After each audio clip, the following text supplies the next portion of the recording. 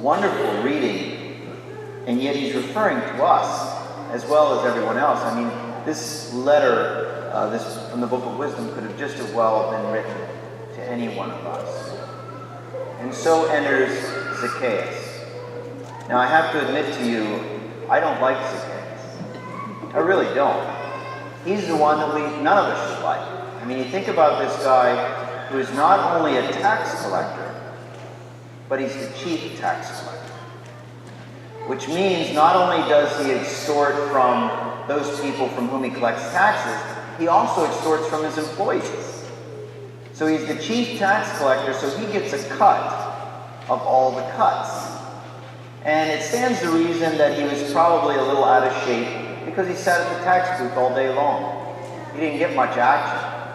And because he was wealthy, he could eat better than most of the people here, much as we envision King Herod or any of the other people in power. So you can picture this, that here's this Zacchaeus who has taken advantage of the downtrodden. It's what the prophets always preach about. You step on the heads of the poor. That's how you advance yourself. And needless to say, he was very good at what he did, otherwise he wouldn't be the chief tax collector. He'd just be another tax collector. So here we have this guy who really is a crook. He really is. And we don't want to see him saved. We don't want to see any mercy extended toward him because we don't like him. He should be in one of those movies where you have this guy that's built up as the rich guy who steps on the poor, and then all of a sudden he gets his due. At the end, something happens. We would have liked to see, if he climbed up in the tree, we would have liked to have seen the branch break. And then he falls down among the people, and the people finally get their revenge on him. But that's not what happens here, and that gets us mad. Even if not about Zacchaeus, in our own life.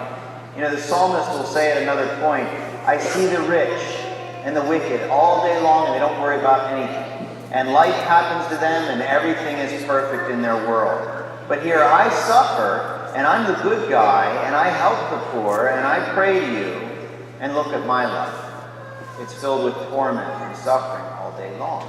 So how do we justify this? Well, the Book of Wisdom tells us that if God hated one of his creatures, they wouldn't be a creature. If God wanted to see evil occur to anybody, it would occur. So if he shows mercy, he is giving us that example to follow. So now put yourself in this story. It's a great way to reflect on Scripture, because all we're reading is the lines. We got to read a little bit between the lines. So here you have this guy sitting at his custom post, just waiting to collect the money. He's very well-to-do, but he's hated by everybody. He can't go to the temple to worship because he's unclean, because he's living in a persistent state of sin. So here he is, and now this crowd, this horde moves by. And of course they're mentioning who they're following. Oh, Jesus is in town, Jesus. Now Jesus is not one of his subjects. Remember, he's just passing through. So Zacchaeus never collected any taxes from Jesus. Jesus should have nothing against him, really, or be willing to offer him mercy for anything he's done. And so you imagine Zacchaeus, he's sitting in his post, and he wants to see who this is. And he just probably kind of, no. And he sits back down again. And then he thinks, I want to see him. I'll sit back down again. I mean, he probably thought within his own spirit, do I really want to be better? Because I know I can't meet this guy and not be changed. And so he thought, there's a horde around him. I'm kind of short. I'll never get in there. And just imagine that there was this little path you could see. A little path. And he thought, okay, well, I see that little opening there. I might be able to fit in there, but then how am I going to see him? And then he sees the tree. And he thinks, well, there's no way I'm climbing that tree. So he moves through the little path. He gets to the tree. He sees the branches up there. So the people around him who really hate him think, oh, this is like a joke.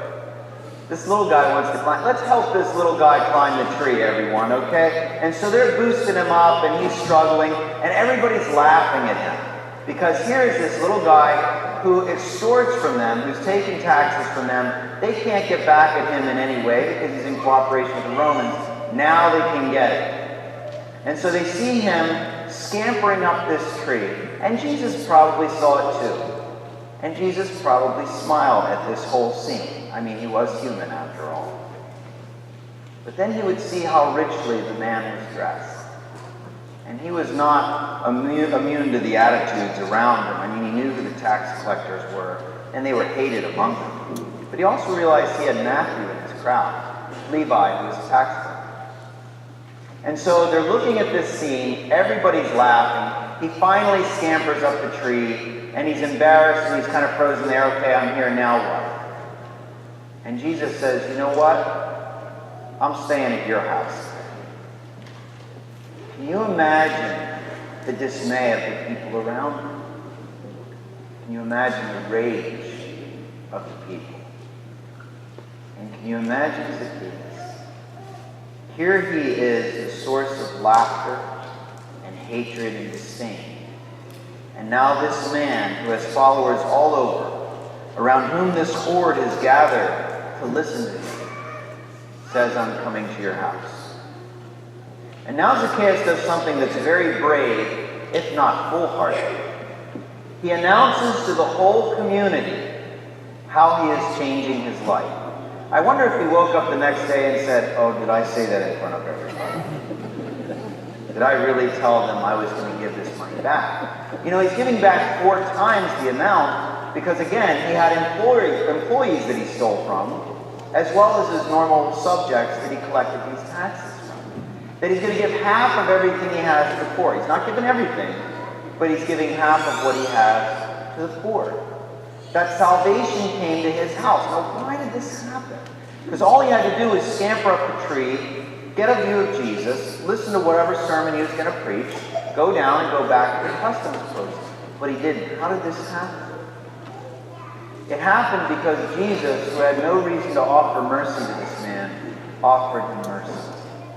You see, mercy doesn't only deal with those who have offended us, or those against whom we want some kind of vengeance. Mercy also happens sometimes with those we haven't even met yet, with those we have no reason to forgive. Again, Jesus was not his subject. He never collected taxes from Jesus. To Jesus, he was just another tax collector. And he offers mercy. And because he offered that mercy, salvation came to the household that day. Jesus could have condemned him. In fact, he could have made the branch drop out from under him. But he didn't. He extended the mercy that we hear from the Book of Wisdom today. One of my first assignments as a seminarian was at St. Francis of Assisi in Harrisburg. Now, St. Francis is up on Allison Hill on Market Street. This used to be one of the wealthiest parts of Harrisburg. I mean, this was the suburbs.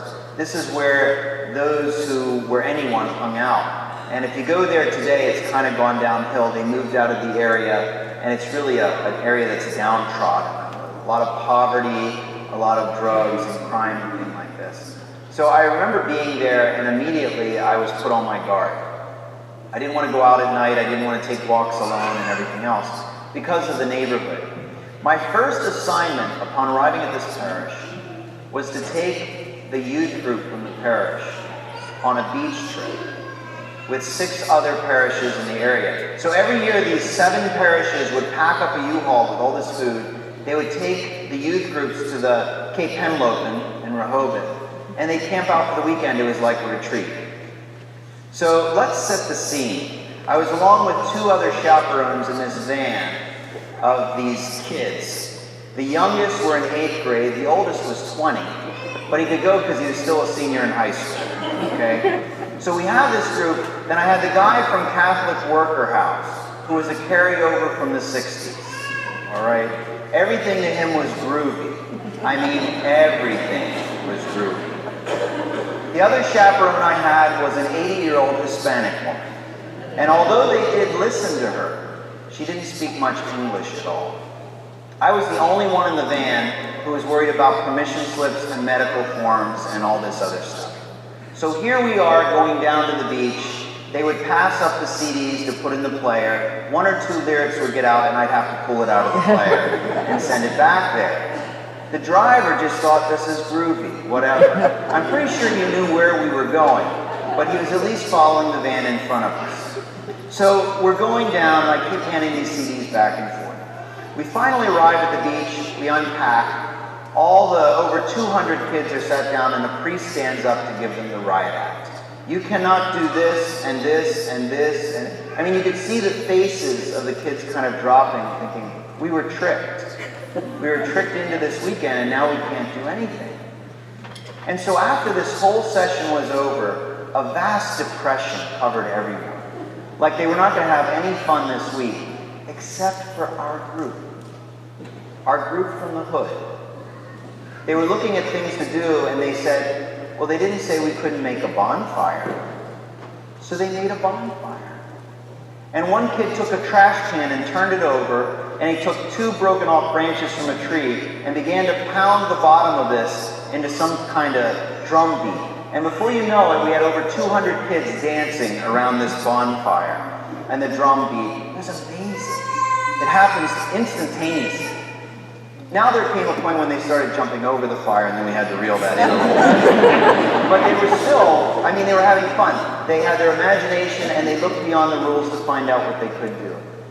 And again, I had my eyes on these kids because I'm thinking, someone's going to end up with a missing iPod or CD player or whatever, and it's going to be our kids. You know, someone's going to get in trouble, and it's going to be our kids. Someone's going to be caught smoking or whatever, it's going to be our kids. So I was constantly vigilant about this.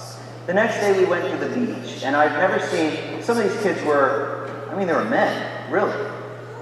And these guys, once they got to the beach, very carefully applied sunscreen to each other so that their olive skin, most of them were Puerto Rican or Hispanic, now turned to a pasty white. I mean, they were covered with this stuff. And they would run into the ocean, and as soon as the wave would come in, they'd run out as though they were 4-year-olds or someone who had just seen the ocean, and many of them, that was their first time. I remember, you know, they were just happy to be together and eating together and enjoying each other's company. And those kids became the leaders for the weekend. Everybody gravitated toward them because they thought, what are they going to do now? And yet it was nothing illegal. It was nothing high risk. It was just imaginative. Because most of these kids who were from the hood needed their imaginations. They had to make their own fun, more or less. Because many of them came from homes that would not provide for them. You see, I learned something a great lesson from these kids. And the lesson was they'd never been shown mercy ahead of time. Everyone looked at them as though they were going to do something wrong, and so eventually they did. Nobody can break out of that. And sometimes we do that same thing. We're not willing to extend mercy first. You've got to prove yourself to me first. We're not willing to give the benefit of the doubt first. And so someone who is imprisoned in this stereotype can never break out of it, regardless of who it is. You know, on the way back, I remember we had stopped at McDonald's on the way back, and they moved tables together so that they could sit together as a group. They really coalesced through that weekend. And we were about 10 minutes then from St. Francis of Assisi in Harrisburg. We're crossing the South Bridge, and the kids went all to the front of the van, and they had offered Rosa, this woman, vases of flowers. And she just cried. I mean, she couldn't believe this. This is the best thing that ever happened to them. And I went forward and I talked to Rosa a little bit, thanking her, thinking to myself all the while, where did they get all these flowers? And then I noticed the golden arches on each of the vases. And I knew where the flowers had come from.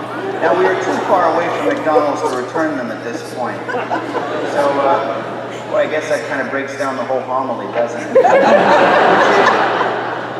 To give them that benefit, they had good in their hearts. The way they went about it wasn't necessarily the best. But they had good in their hearts. And they still kept in touch. And they were still in communion with each other. You know, Zacchaeus went out on a limb. He went out on a limb thinking maybe today would be the day. And you know, the salvation and mercy that Christ offered him, we can offer as well. Maybe all that's necessary is is every now and then for us to go out on